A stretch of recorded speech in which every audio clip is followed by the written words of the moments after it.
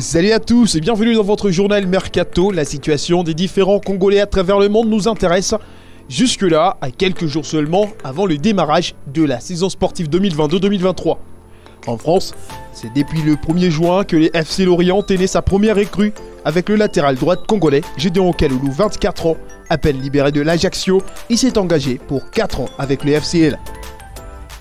En Angleterre, sans aucun mouvement, le stade de Bénik Afobé pressenti du côté de la Belgique avec le FC Bruges n'a pas abouti. Bénik est finalement resté en deuxième division, mais aura quand même paraffé un contrat à Millwall. La deuxième division du championnat anglais a accueilli également Samuel Bastien, qui a rejoint les Clarets, lui qui était en sa dernière saison avec les Rouges de la Belgique. Burnley l'aura signé pour 800 000 €, ça aura été l'un des mercatos les plus attendus. La Turquie, le Eldorado des Congolais, aura accueilli en deuxième division encore cette saison Joël Kayamba qui provient de Victoria Plazel et Isaac Chibangou dont les promesses n'ont pas tenu avec les clubs de Anderlecht. L'ancien ailier des Dragons Bilima a rejoint Mandirma Sport.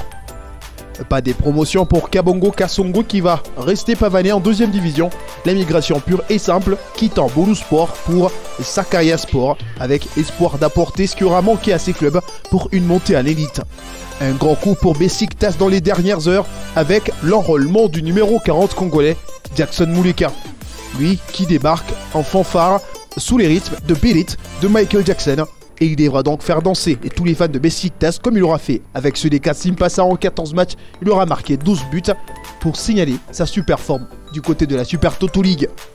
En Suisse, Simé Chakele a prolongé chez Young Boys de Berne jusqu'en 2024. Shedrack Akolo, lui, quittant Amiens en France, sera enrôlé à Saint-Gallen. Les clubs, profitant de son séjour en France pour préparer la saison, de Amiens à Monaco, Shedrack Akolo n'a fait que signaler sa présence dans les camps d'entraînement.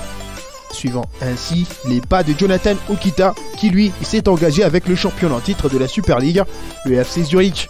Pendant ces temps, si Nelson Balongo s'est réfugié en deuxième division polonais chez Lodz, Yeni Barkoto, lui, n'en pouvait plus de la régression de son club Nancy, qui a été relégué en troisième division française et a donc décidé de plier bagages direction l'Australie, où il va espérer trouver du temps des jeux avec Wanderers Sydney. Fuir l'Europe est une option, mais revenir aussi est un choix. Jérémy Bokila, après une aventure sans bruit aux États-Unis, l'attaquant congolais de 33 ans n'a pas dit son dernier mot et n'est pas non plus parti pour de bon.